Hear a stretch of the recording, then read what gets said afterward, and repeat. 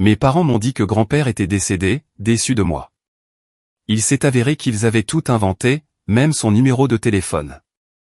Lors de la lecture du testament, son avocat a ouvert une lettre scellée qui a exposé chaque mensonge et détruit leur petit empire.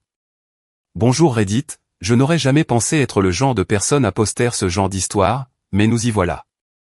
Disons simplement que ma famille a réussi à faire de la cupidité une profession à plein temps, et j'ai fini par être le seul à ne pas jouer le jeu. Ce qui a commencé comme une aide à la famille s'est transformé en mensonge, en faux papier et en un testament qui a tout changé. Je suis parti une fois, mais quand ils ont de nouveau franchi la ligne, j'ai décidé de finir ce qu'ils avaient commencé. Mais cette fois, de la bonne manière. Moi, Ellie, 28 ans, j'ai grandi dans une de ces familles où le favoritisme n'était même pas dissimulé. C'était une tradition. Ma sœur Miranda, 29 ans, était l'avenir de la famille. Et j'étais le personnage secondaire qui existait pour la mettre en valeur. Elle pouvait brûler un toast et il disait qu'elle était créative. Je pouvais réparer le lave-vaisselle, et d'une manière ou d'une autre, je me mettais en avant. Quand j'ai grandi et que j'ai commencé à travailler, les tentatives de me faire culpabiliser ont commencé. Mes parents avaient cette expression pour la famille. Cela semblait noble jusqu'à ce que je réalise que cela signifiait que mon salaire servait à leur confort. Ellie, ta sœur cherche encore sa voie. Peux-tu l'aider avec le loyer? Ellie, nous sommes à court ce mois-ci. Peux-tu couvrir les factures? Ellie, nous prévoyons un voyage en famille à Miami. Bon, tu ne peux pas venir, mais tu vas nous aider, n'est-ce pas? J'ai accepté cela pendant un certain temps, principalement par habitude. C'est ce qui arrive quand on grandit en étant conditionné à mériter l'amour. Mais un soir, après que mon père m'a dit que je leur devais tout pour m'avoir élevé, quelque chose s'est éteint en moi. Je n'ai pas crié. Je n'ai pas argumenté. Je l'ai juste regardé et j'ai dit, tu as raison. Je ne vous dois plus rien maintenant. Puis j'ai fait mes valises, j'ai fait transférer mon travail dans une autre agence hors de l'État, et j'ai disparu de leur vie. Couper les ponts avec eux n'était pas une vengeance. C'était une question de survie. Les seules personnes qui se souciaient vraiment de moi étaient mes grands-parents, George et Darla Dawson. Je passais la plupart des étés de mon enfance dans leur ranch. Grand-père était un ingénieur à la retraite qui croyait que tout pouvait être réparé avec assez de patience et de ruban adhésif. Il avait un atelier derrière la grange qui ressemblait au garage d'un savant fou.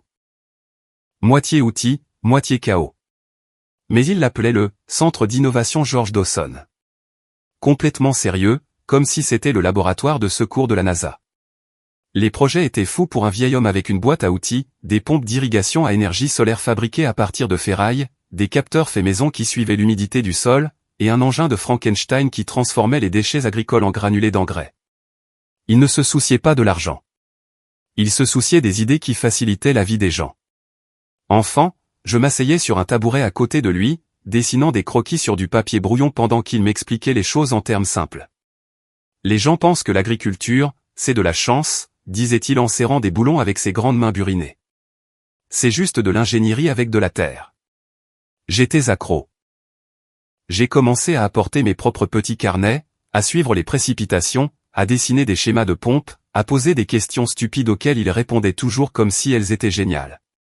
Ces étés m'ont appris plus sur la résolution de problèmes que n'importe quel diplôme.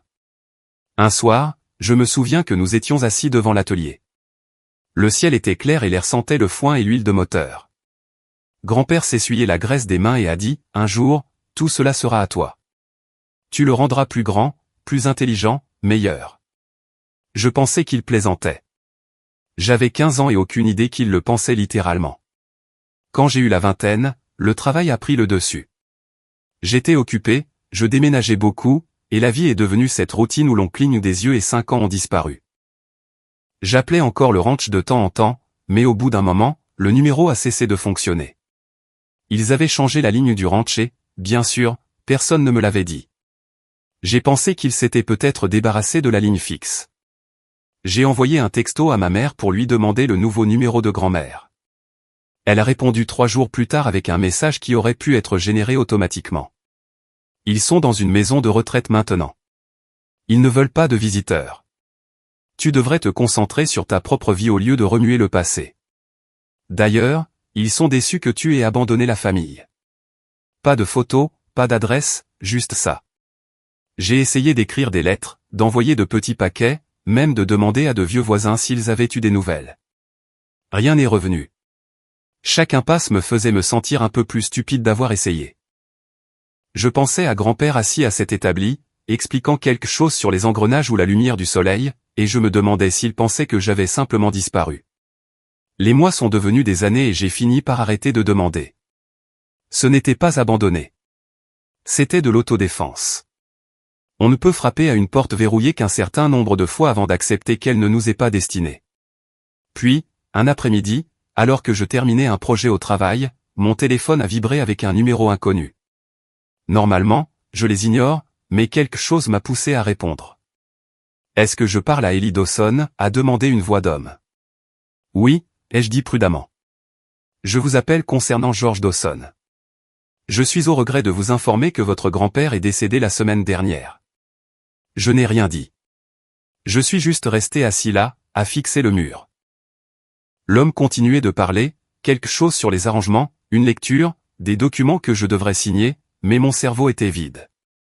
Ma première pensée n'a pas été la tristesse. C'était la colère, pas contre grand-père, mais contre mes parents. Parce que si ce que cet avocat disait était vrai, cela signifiait qu'ils avaient menti sur tout. Il m'avait dit qu'il était dans une maison de retraite, qu'il ne voulait pas me voir, que c'était moi qui les avais abandonnés. Maintenant, il était parti, et je n'avais jamais eu la chance de lui dire la vérité. L'appel s'est terminé avec l'homme me donnant une adresse que je connaissais trop bien, le ranch.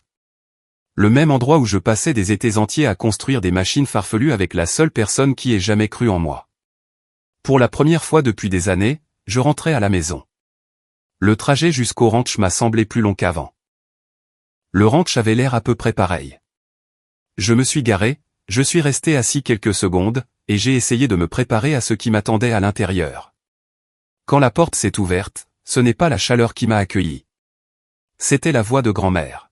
« Alors, tu te montres enfin. » Son ton m'a frappé plus durement que prévu. Elle avait l'air plus âgée, plus mince et plus acérée à la fois. Les mêmes yeux gris, mais maintenant il portait quelque chose de lourd. « Salut, grand-mère » ai-je dit en forçant un petit sourire. « Je suis venu dès que j'ai appris. » Elle a croisé les bras. « Tu n'es pas venu quand il était en vie. » Celle-là a fait mal. J'ai essayé, ai-je dit doucement. J'ai appelé. J'ai envoyé des textos. J'ai même envoyé des lettres. Personne ne m'a jamais dit ce qui se passait. Ses yeux se sont plissés. Ne me mens pas, Ellie. George t'appelait toutes les semaines. Toutes les semaines. Et tu n'as jamais répondu. Ça m'a pris au dépourvu. Il m'appelait ? Elle s'est retournée et est entrée dans le salon sans attendre de réponse. Je l'ai suivie. Tout à l'intérieur était exactement pareil. Les mêmes photos, les mêmes meubles, mais l'air était différent. Lourd. Elle s'est arrêtée près de la vieille table du téléphone et a sorti un petit bloc-notes à spirale. Ses coins étaient pliés et jaunis. Ça, dit-elle en feuilletant les pages, c'est le numéro qu'il a composé à chaque fois, jusqu'au jour où il n'a plus pu. Je le lui ai pris. L'écriture était bien celle de grand-père. Désordonnée, mais assurée. Mais le numéro, ce n'était pas le mien. Même pas proche. Je l'ai fixé pendant une longue seconde. Ce n'est pas mon numéro, ai-je dit. Ça ne l'a jamais été. Son expression a vacillé pour la première fois. Quoi ? J'ai le même numéro depuis le lycée, ai-je dit en sortant mon téléphone pour le lui montrer. Regarde, j'ai même envoyé un texto à maman pour demander tes coordonnées. Elle m'a dit que vous étiez tous les deux dans une maison de retraite et que vous ne vouliez pas de visiteurs. La bouche de grand-mère s'est légèrement ouverte, comme si elle voulait dire quelque chose mais ne le pouvait pas. Elle s'est affaissée dans le fauteuil, agrippant toujours le bord de ce bloc-notes comme si c'était la preuve de quelque chose qui n'avait plus de sens. Ils nous ont dit que tu avais changé de numéro, dit-elle finalement. Que tu avais dit que tu ne voulais pas être dérangé, que tu avais honte. J'ai ri, non pas parce que c'était drôle, mais parce que c'était trop insensé pour être traité. Honte de qui ? Toi et grand-père étiez les seules personnes à avoir jamais cru en moi. Ses yeux se sont tournés vers la fenêtre, perdus quelque part entre l'incrédulité et la colère. George t'appelait de ce téléphone toutes les semaines, parfois 2 fois. Quand tu ne répondais jamais, il s'asseyait sur le porche et disait, peut-être qu'il est trop occupé. que c'était peut-être une bonne chose. Je lui ai dit que tu viendrais quand tu serais prêt. Je me suis frotté le visage. Il est mort en pensant que je m'en fichais. Elle n'a pas répondu. Le silence a tout dit pendant quelques minutes. Aucun de nous n'a bougé. Je suis juste resté là, à fixer ce bloc-notes comme s'il contenait toute la vérité. Quelque part entre le faux numéro et la fausse histoire de la maison de retraite, tout s'est éclairci. Mes parents ne m'avaient pas seulement menti. Ils avaient menti aux deux côtés. Ils ont construit un mur entre nous si proprement que nous pensions tous les deux que c'était l'autre qui l'avait érigé. Grand-mère a finalement levé les yeux, sa voix maintenant stable. Qui t'a parlé de la lecture du testament? L'avocat. Il m'a appelé directement. Bien, dit-elle en posant le bloc-notes. Alors tu seras là quand ils arriveront. J'ai froncé les sourcils. Qui ça, ils? Tes parents, dit-elle sèchement. Et Miranda. Le simple son de son nom a fait se contracter ma mâchoire. Ils viennent ici? Ils allaient venir de toute façon, dit-elle. Mais maintenant, je les veux ici. Tous. Je l'ai regardé se diriger vers le téléphone et le décrocher. Sa main tremblait légèrement en composant le numéro, mais sa voix était forte. C'est moi, dit-elle quand quelqu'un a répondu. Oui, demain à midi. Amen Miranda. Elle a fait une pause. Non, je ne demande pas. Vous viendrez. Puis elle a raccroché et m'a regardé droit dans les yeux. Ils pensent qu'ils viennent pour la lecture du testament, dit-elle. Mais ils viennent pour autre chose aussi. J'ai haussé un sourcil. Tu prépares quelque chose? Je ne prépare rien, dit-elle, son ton froid. Je finis ce qu'ils ont commencé. Je n'ai pas demandé ce qu'elle voulait dire. Je n'en avais pas besoin. Quoi qu'il soit sur le point de se passer, je sentais que ça allait réduire en cendres des années de mensonges. Pour la première fois depuis que j'avais franchi cette porte, j'ai entrevu un aperçu de l'ancienne grand-mère, celle qui se tenait à côté de grand-père dans cet atelier, têtue et vive. J'ai hoché la tête. D'accord, ai-je dit doucement. Finissons correctement. Elle n'a pas souri, mais quelque chose dans son expression s'est un peu adouci. Il aurait voulu que tu sois là. Demain n'était pas juste une lecture de testament. C'était le jour des comptes. Je me suis réveillé tôt, avant même que le soleil n'atteigne les fenêtres. Grand-mère était déjà dans la cuisine à faire du café, comme si elle n'avait pas dormi non plus. Elle avait l'air différente aujourd'hui, plus froide, plus vive, plus concentrée. Tu as dormi, ai-je demandé. Je n'ai pas essayé, dit-elle en versant du café dans 2 tasses. Nous avons beaucoup de choses à voir avant qu'il n'arrive. Nous nous sommes assis à la même table où grand-père et moi faisions des problèmes de maths quand j'avais 10 ans. Pas de bavardage, juste des faits. Ils ont menti pendant des années, a dit grand-mère. Ils nous ont dit que tu avais honte de nous, que tu ne voulais pas être associé à des gens de la campagne. J'ai hoché la tête lentement. Ils m'ont dit que vous étiez tous les deux trop malades pour recevoir des visiteurs. Que vous ne vouliez pas me voir. Sa mâchoire s'est contractée. Ton grand-père a cessé de manger correctement à cette époque. Il n'arrêtait pas de dire, il reviendra. Il a juste besoin de temps. Je me suis adossé à ma chaise. Ce sont des menteurs professionnels. Ils avaient probablement une histoire prête pour chaque question. C'est vrai, dit-elle. Ils ont dit à tout le monde que tu étais parti pour l'argent. Que tu avais dit être embarrassé par le petit atelier de ton grand-père. J'ai eu un rire bref et sec. Ouais, parce que Dieu nous en préserve que quelqu'un pense que j'admirais le seul homme de cette famille qui ait réellement travaillé pour quelque chose. Ses yeux se sont adoucis. Je les ai crus pendant un certain temps, a-t-elle admis, non pas parce que je le voulais, mais parce qu'il le disait avec une telle certitude. Je ne la blâmais pas. La manipulation était la première langue de mes parents. À midi, le crissement des pneus s'est fait entendre dans l'allée. J'ai regardé par la fenêtre et j'ai vu la même voiture qu'ils utilisaient pour se rendre au dîner de famille auquel je n'étais pas invité. Miranda est sortie la première. Lunettes de soleil de créateur, talons rouges vifs, et cet air permanent comme si le monde lui devait un merci. Mes parents ont suivi, papa toujours dans sa tenue décontractée et chère, maman feignant l'humilité. Laisse-les entrer, dit grand-mère, la voix calme mais chargée. La porte s'est ouverte et l'air a changé instantanément. Le faux sourire de ma mère est apparu comme s'il avait été répété. Ellie, dit-elle, son ton assez mielleux pour faire pourrir les dents. Tu es vraiment venu? Ouais, ai-je dit sèchement. Un miracle, n'est-ce pas? Papa m'a fait un signe de tête poli. Content de te voir, fiston. Je ne peux pas en dire autant, ai-je dit. Miranda n'a pas pris la peine de faire semblant. Waouh, tu as l'air banal, dit-elle en me scrutant de haut en bas. Je suppose que la vie en ville ne t'a pas rendu riche, finalement. J'ai souri. Je suppose que la vie de famille ne t'a pas rendue décente. Sa mâchoire a tressailli, mais elle n'a pas répondu. Ils sont entrés dans le salon comme s'ils étaient chez eux. Maman s'est assise la première, croisant les jambes. C'est bien que tu sois là, Ellie. Aujourd'hui, c'est important. Nous allons enfin pouvoir tourner la page. Tourner la page, ai-je répété. C'est comme ça qu'on appelle la cupidité maintenant. Papa a ignoré ça. Tu sais, la succession de ton grand-père est compliquée. Nous avons géré les choses de manière responsable. Miranda aura sa part, bien sûr. Je l'ai regardé. Sa part est en quoi exactement? Il s'est adossé comme s'il expliquait quelque chose à un enfant. Environ 9,2 millions d'euros, d'après la dernière ébauche qu'il m'a montrée il y a des années. Nous nous occuperons du reste. Tu as ta propre vie, n'est-ce pas? Tu peux construire quelque chose pour toi. Voilà, la devise de la famille. Tout prendre, ne rien donner, le justifier avec un sourire. Grand-mère est restée silencieuse pendant tout ce temps, observant comme un arbitre qui a déjà décidé qui allait être expulsé du match. Miranda s'est penchée en avant, suffisante. Tu ne devrais même pas être ici, Ellie. Tu as fait ton choix quand tu es parti. Grand-père était déçu, tu sais. C'est drôle, ai-je dit.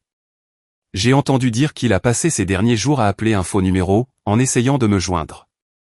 Qui lui a donné ce numéro, déjà? Le silence qui a suivi était tranchant. Le sourire de maman s'est fissuré en premier. Ellie, tu dramatises. Non, ai-je dit en la coupant. Vous êtes prévisible. Papa s'est éclairci la gorge. Restons civilisés. L'avocat réglera tout ça quand il arrivera. Oh, j'en suis sûr, a dit soudain grand-mère, sa voix tranchant la tension. Tout le monde s'est tourné vers elle. Elle s'est levée lentement, le dos droit malgré son âge. Maître Reeves sera bientôt là. Vous serez tous là aussi. Miranda a froncé les sourcils. Pourquoi? Les rouages déjà en marche. Grand-mère a souri pour la première fois de la journée. On verra bien. Il semblait confus, mais j'ai surpris le regard dans ses yeux. Le même que grand-père avait juste avant de prouver à tout le monde qu'ils avaient tort. Miranda s'est levée, agacée. On n'a pas fait toute cette route pour se faire insulter. Alors partez, a dit calmement grand-mère. Mais si vous le faites, ne revenez pas, ça les a calmés rapidement. Papa s'est levé, ajustant sa chemise comme s'il contrôlait encore la pièce. Nous sommes là. Nous voulons juste que ce soit réglé. Bien, a dit grand-mère. Il est temps que la vérité soit réglée aussi. Ils sont sortis pour se calmer, et Miranda m'a lancé un dernier regard furieux. Ne pense pas que ta présence change quoi que ce soit, a-t-elle lancé. Je n'en rêve même pas, ai-je dit. Tu fais un excellent travail pour tout gâcher sans moi. Grand-mère a expiré lentement et m'a regardé. Tu as bien géré ça. J'ai de l'entraînement, ai-je dit. Elle s'est rassise, l'air soudainement fatigué à nouveau. Il pense qu'aujourd'hui, c'est une question d'argent, a-t-elle murmuré. C'est une question de révélation, ai-je chuchoté. Elle a fait un petit signe de tête. Ton grand-père serait fier de toi.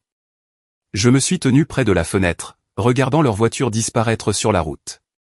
Le ranch semblait à nouveau silencieux, mais cette fois, ce n'était pas une solitude pesante. C'était le calme avant la tempête. Aujourd'hui, ai-je dit doucement, nous en finissons. On a frappé à la porte. Grand-mère n'a pas bronché.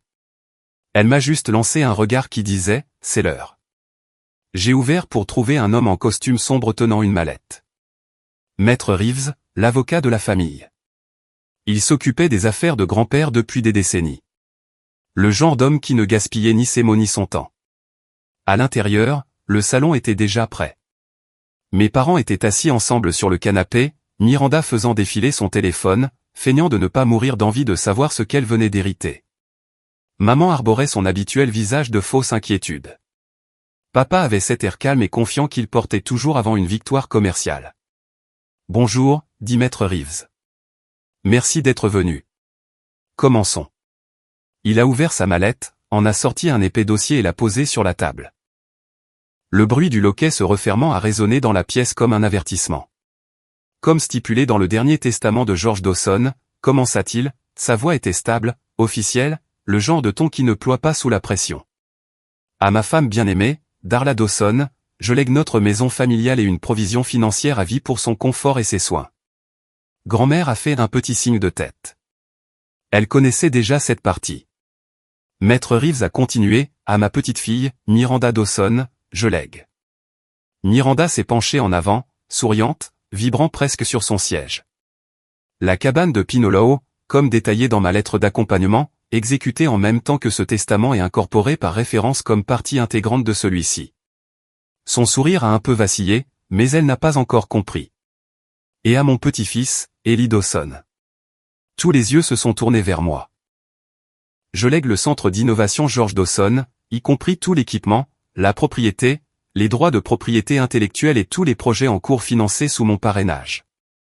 L'air s'est épaissi. Les sourcils de Miranda se sont froncés. Maman a cligné des yeux. La mâchoire de papa s'est légèrement crispée, mais il a gardé son visage impassible. Maître Reeves a alors sorti une enveloppe scellée du dossier, les bords jaunis, l'écriture de grand-père sur le devant, à lire après le testament. Il a expliqué que la lettre avait été signée et attestée le même jour que le testament, ce qui en faisait un codicile formel. Ceci, a-t-il dit, avait été laissé sous instruction stricte d'être lu à voix haute à toutes les personnes présentes. Il l'a ouverte avec soin, dépliant le papier. Le silence était si intense que je pouvais entendre le vent contre les fenêtres. À ma famille, si vous entendez ceci, cela signifie que je suis parti, et il y a des choses que je dois dire que je n'ai pas pu dire de mon vivant. Maman s'est agitée, mal à l'aise. Miranda a levé les yeux au ciel comme si c'était un inconvénient.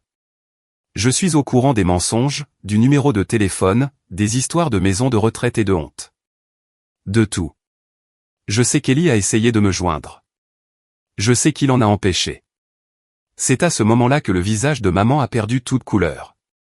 Vous pensiez que je mourrais sans savoir, mais je ne suis pas aussi facile à duper que vous le croyez. J'ai passé ma vie à enseigner l'honnêteté et le travail acharné, et je ne laisserai pas la cupidité effacer cela. Alors, j'ai réécrit mon testament. Maître Reeves a levé les yeux brièvement, puis a continué à lire. Le reste de ma succession, à l'exclusion de la maison de Darla et de la cabane de Pinoloo, appartient désormais à Eli Dawson. Il est le seul à comprendre ce que signifie construire quelque chose à partir de rien. Laissez-le le faire avancer. La voix de Miranda a craqué. Quoi? Ce n'est pas possible.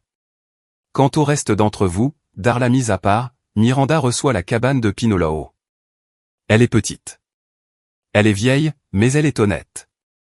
Considérez-la comme un rappel de ce que la cupidité coûte. Quand la lettre s'est terminée, le silence qui a suivi était presque violent. Puis Miranda a explosé. C'est de la folie. Il n'aurait pas fait ça. Toi, a-t-elle dit en me désignant. Tu l'as manipulé d'une manière ou d'une autre. Je n'ai pas bougé.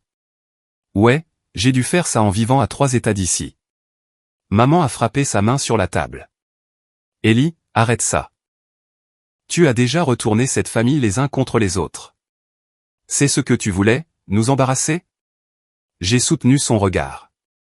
Vous vous êtes embarrassé vous-même. Tout ce que j'ai fait, c'est me présenter.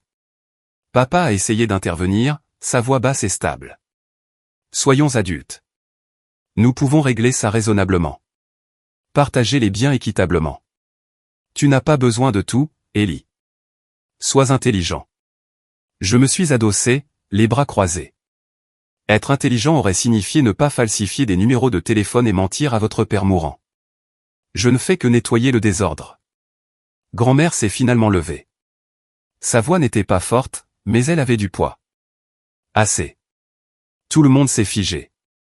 Je suis resté assise ici à vous écouter tordre la vérité pendant des années, a-t-elle dit. George a fini par voir clair, et maintenant moi aussi. Vous m'avez menti. Vous lui avez menti, et vous avez utilisé Miranda comme votre outil. Le visage de Miranda est devenu rouge. Grand-mère, tu ne comprends pas, je comprends parfaitement, a coupé grand-mère. Vous avez confondu la manipulation avec l'amour. Je regrette seulement que George vous ait laissé quoi que ce soit. Les lèvres de maman tremblaient, mais la colère a vaincu la culpabilité. Tu ne peux pas nous parler comme ça. Si, je peux, a dit fermement grand-mère. Et je le ferai. Vous n'êtes pas les bienvenus dans cette maison. Ni aujourd'hui, ni jamais. Et ne vous attendez pas à voir un centime de mon testament non plus. Ça a suffi. La fausse dignité de maman s'est brisée. Elle s'est levée en marmonnant quelque chose à propos d'une action en justice. Papa a suivi, essayant de garder le peu de fierté qui lui restait. Miranda est sortie en dernier, ses talons claquant sur le sol comme des coups de feu. La porte a claqué. Le son a persisté, puis s'est estompé dans le silence. Grand-mère s'est rassise, respirant lourdement. Eh bien, dit-elle finalement. C'est fait. J'ai expiré pour ce qui m'a semblé être la première fois de la journée. Tu vas bien? Elle a hoché la tête. Mieux que je ne l'ai été depuis des années. Dehors, j'ai regardé leur voiture disparaître sur la route à nouveau, comme avant. Sauf que cette fois, ça ne faisait pas mal. Pour la première fois de ma vie, leur départ signifiait la paix. Elle a duré environ 4 jours. Puis Maître Reeves a appelé. Sa voix était stable, mais portait ce ton prudent que les avocats utilisent quand ils sont sur le point d'annoncer de mauvaises nouvelles. Ellie, a-t-il dit. Tes parents ont déposé une contestation judiciaire. Ils contestent le testament. Je m'y attendais. Ce à quoi je ne m'attendais pas, c'était l'angle d'attaque. Ils prétendent que ton grand-père n'était pas sain d'esprit quand il l'a signé. Ils ont soumis des documents médicaux. Des diagnostics de schizophrénie, de démence, de déclin cognitif, tous datés de 6 mois avant son décès. Ma prise sur le téléphone s'est resserrée. C'est impossible. Il était vif comme l'éclair. D'après grand-mère, il testait encore des prototypes solaires dans son atelier l'année dernière. Je sais, a dit Reeves. Mais les documents ont l'air convaincants. Nous devrons prouver qu'ils sont faux. La paix que j'avais gagnée s'est évanouie. Ce soir-là, grand-mère et moi étions assis à la table de la salle à manger avec des piles de papiers étalés entre nous. Le stress s'était installé sur ses épaules comme un poids qu'elle avait déjà porté. Ils vont se détruire en faisant ça, dit-elle doucement. Ils l'ont déjà fait, ai-je répondu. Maintenant, ils essaient juste de nous entraîner avec eux. Le lendemain, grand-mère a décidé de les appeler, pour les raisonner, a-t-elle dit. Je n'étais pas optimiste. Je me suis assis à côté d'elle alors qu'elle composait le numéro de papa sur haut-parleur. Allô? Son ton était sec, comme si c'était une affaire. Richard, a dit grand-mère, j'ai vu ce que vous avez déposé. C'est bas, même pour toi, dit-il doucement. Nous protégeons simplement l'héritage familial. Mère, dit-il, George ne pensait plus clairement. L'année dernière, tu as toi-même dit que ta mémoire te jouait des tours. On ne peut pas se fier à ce testament. Grand-mère s'est figée. Qu'est-ce que tu viens de dire? Tu oublies des choses, intervint la voix de maman. Elle devait être sur haut-parleur aussi. Tu m'as dit une fois que tu n'arrivais même pas à trouver tes lunettes de lecture pendant 2 jours. Nous ne t'attaquons pas. Nous sommes inquiets. Ce n'est pas une perte de mémoire, a dit grand-mère en tremblant. C'est la vie. Papa a soupiré de façon dramatique. Nous essayons de faire ça pacifiquement. Toi et Ellie pouvez éviter l'embarras si vous acceptez simplement de diviser les choses équitablement. J'ai coupé court. Vous voulez dire tout rendre à Miranda. Papa n'a pas hésité. Tu réagis de manière excessive. Grand-mère a mis fin à l'appel sans un mot de plus. Ses mains tremblaient légèrement en posant le téléphone. Ils essaient de me faire douter de moi-même, a-t-elle murmuré. Ils font ça depuis des années, ai-je dit. Cette fois, on ne les laisse pas gagner. Le lendemain matin, Reeves est venu avec des copies des faux rapports. Ils avaient l'air officiels, tamponnés, signés, incluant même la signature d'un faux neurologue. Si je n'avais pas su, je les aurais crus. Ils ont mis le paquet, a dit Reeves en posant le dossier sur la table. Faux en tête d'hôpital, note de médecin, tout. Si nous ne pouvons pas le réfuter, cela pourrait retarder le transfert de la succession de plusieurs mois ou nous coûter tout, ai-je marmonné. Cette nuit-là, je n'ai pas pu dormir. Vers minuit, j'ai pris une lampe de poche et je suis allé au bureau de grand-père. L'atelier sentait la même chose. Cire pour bois, huile, poussière et vieux papier. Son bureau était toujours organisé comme il l'aimait. Des plans empilés à gauche, des porte-mines parfaitement alignés à droite. J'ai commencé à ouvrir les tiroirs, des reçus, des brevets, des carnets remplis de dessins. Rien de médical. Puis j'ai remarqué le classeur verrouillé sous l'établi. Les clés étaient toujours accrochées à un clou près de la fenêtre. Classique de grand-père. À l'intérieur se trouvaient des dossiers étiquetés par année. J'ai pris celui marqué 2024 et j'ai commencé à le feuilleter. À mi-chemin, je l'ai trouvé. Une enveloppe scellée avec le logo d'un hôpital et le nom de grand-père. Quand je l'ai ouverte, je me suis figé. À l'intérieur se trouvaient les dossiers médicaux originaux, les vrais, signés par le docteur Carlson, le même médecin qui a soigné grand-père pendant des années. Les papiers incluaient des résultats de tests cognitifs datant de seulement 2 mois avant sa mort. Chaque ligne disait « Patient alerte, mentalement sain, aucune déficience cognitive ». J'ai laissé échapper un rire, moitié soulagement, moitié incrédulité. Sacré vieil homme, ai-je murmuré. Grand-père avait tout gardé. Le lendemain matin, j'ai scanné chaque page et fait 5 copies de sauvegarde. Cloud, clé USB, impression physique. Je ne prenais aucun risque. Quand je les ai montrés à Reeves, sa réaction a tout dit. C'est de l'or. Le tampon de l'hôpital, la signature, tout est vérifiable. Bien, ai-je dit, parce qu'ils ne vont pas s'arrêter. Grand-mère avait l'air plus forte à nouveau. Georges disait, les paroles s'envolent, les écrits restent. On dirait qu'il avait raison.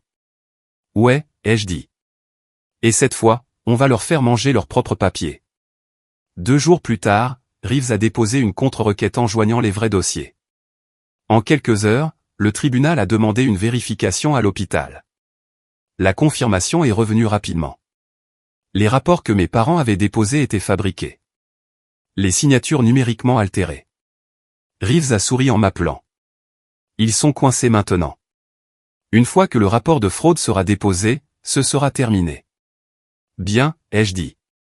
Qu'ils affrontent enfin le miroir qu'ils ont construit. J'ai regardé grand-mère assise dans le vieux fauteuil de grand-père, la lumière du soleil frappant la fenêtre derrière elle. Pendant des semaines, je l'avais vue accablée par le doute. Maintenant, elle avait l'air à nouveau stable. Ils ont failli m'avoir, dit-elle doucement. Failli ne compte pas, ai-je dit. Ils vous ont sous-estimé, toi et grand-père. Elle a eu un petit sourire fier. Et toi? Cette nuit-là, j'ai remis les documents originaux dans le même classeur, je les verrouillés et j'ai accroché la clé là où grand-père la gardait. Pour la première fois, j'ai compris pourquoi il avait tout gardé. Il ne faisait pas confiance aux paroles. Il faisait confiance aux preuves. Et maintenant, moi aussi. À la fin de la semaine, Maître Reeves a intenté une action civile complète contre mes parents pour fraude et falsification de documents. Il n'a pas mâché ses mots. Nous ne réglerons pas ça discrètement cette fois, a-t-il dit. Ils ont franchi une ligne qui ne peut pas être effacée par des paroles. Le tribunal a agi plus vite que je ne l'avais prévu. Les preuves étaient trop solides pour être ignorées. Les dossiers médicaux originaux de grand-père, les horodatages numériques et les faux rapports que mes parents avaient soumis. L'hôpital a immédiatement confirmé que les documents qu'ils avaient utilisés n'étaient pas seulement modifiés, ils étaient entièrement fabriqués. Même la signature supposée du médecin appartenait à quelqu'un qui avait pris sa retraite 5 ans avant les dates indiquées. Quand la notification leur est parvenue, maman et papa se sont présentés au tribunal, ressemblant à des fantômes de ce qu'ils étaient. Fini les vêtements chers, la confiance suffisante.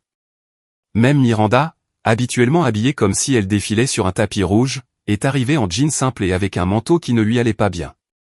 Le juge n'a pas perdu de temps. Il a lu les preuves, a regardé leur avocat et a posé une question. Vos clients nient-ils avoir falsifié des documents médicaux? Leur avocat a hésité. Maman a essayé d'interrompre, disant quelque chose sur une mauvaise communication, mais le juge l'a rapidement fait taire. Ce n'est pas une dispute familiale. C'est de la falsification. Après une courte audience, le juge a dit qu'il rendrait une décision écrite le jour même. Dans l'après-midi, l'ordonnance est tombée. Les faux rapports ont été déclarés frauduleux, et la contestation du testament de grand-père a été rejetée de manière permanente. Le juge leur a ordonné de couvrir tous les frais de justice et les honoraires d'avocat, a imposé des sanctions pour le dépôt de faux documents, et a renvoyé l'affaire de falsification au procureur du comté pour examen. À l'extérieur du palais de justice, Miranda a fondu en larmes.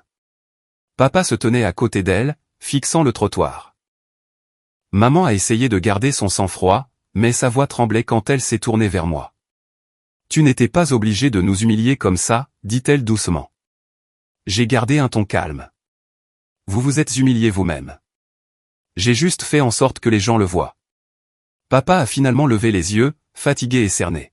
« Nous étions désespérés, » a-t-il marmonné. « J'ai tout perdu, Ellie. Les investissements, les économies, tout est parti. L'héritage était tout ce qu'il nous restait. J'avais juste besoin de temps. Je ne ressentais plus de colère, juste du dégoût. Alors, tu as détruit le nom de grand-père pour de l'argent? Tu l'as fait mourir en pensant que je l'avais abandonné. Tu as fait douter grand-mère de sa santé mentale. Et tu veux de la sympathie? » Il n'a pas répondu. Maman a essayé de tendre la main, de toucher mon bras, mais j'ai reculé. « Vous avez fait de moi le méchant dans l'histoire de grand-père, » ai-je dit. Maintenant, vivez avec. Ils sont partis en silence.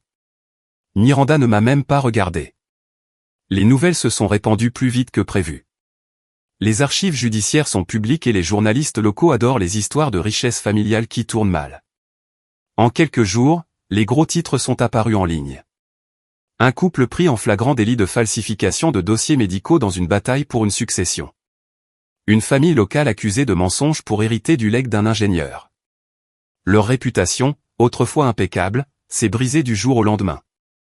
Papa a perdu ses clients en conseil. Le conseil d'administration de l'œuvre de charité de maman a retiré son nom de leur site web. Miranda, qui dirigeait une petite entreprise d'organisation d'événements, a commencé à perdre des sponsors et des clients. Personne ne voulait travailler avec des gens qualifiés d'escrocs. Pour grand-mère, c'était une conclusion. Elle a assisté à l'audience finale la tête haute, portant la vieille montre de grand-père. Quand le juge a lu la décision, elle n'a pas dit un mot, a juste hoché la tête et m'a tenu la main. Ensuite, nous avons rencontré Maître Reeves pour finaliser le transfert des biens. Il m'a tendu un dossier. Le centre d'innovation est officiellement à vous maintenant, a-t-il dit. Tout ce que Georges a construit, les brevets, les terres, les droits de recherche, tout est à votre nom. Cela ne ressemblait pas à une victoire. C'était une responsabilité. Au cours des mois suivants, je me suis plongé dans la reconstruction du centre d'innovation George Dawson. L'endroit était plein de potentiel, mais était resté largement dormant depuis que la santé de grand-père avait décliné. J'ai embauché une petite équipe, des ingénieurs, des étudiants et quelques agriculteurs locaux qui connaissaient grand-père depuis des années. Nous avons commencé à restaurer ces anciens projets, à moderniser le système d'irrigation solaire et à automatiser les unités de recyclage de l'eau. Chaque plan que je touchais me rappelait sa voix. De l'ingénierie avec de la terre, Ellie. C'est tout ce que c'est. Grand-mère venait nous rendre visite une fois par semaine, nous regardant travailler depuis le porche ombragé en sirotant du thé. Il serait fier de ça, disait-elle à chaque fois, comme si c'était un fait, pas un réconfort. Au printemps, le centre d'innovation s'était associé à 2 universités agricoles pour des subventions de recherche. Ce n'était plus seulement un atelier. C'était à nouveau vivant. Pendant ce temps, mes parents ont disparu du radar local.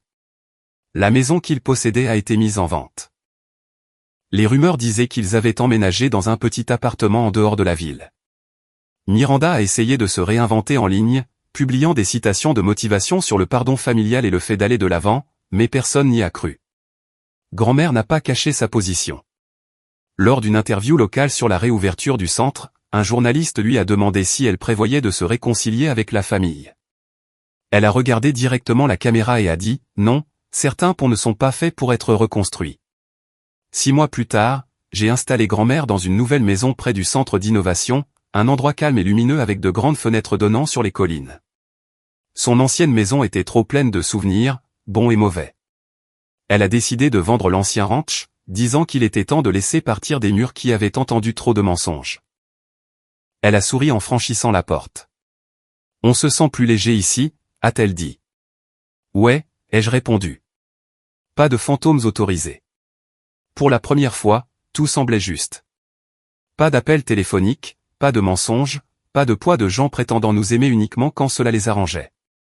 Ce soir-là, alors que le soleil se couchait, je suis sorti du centre.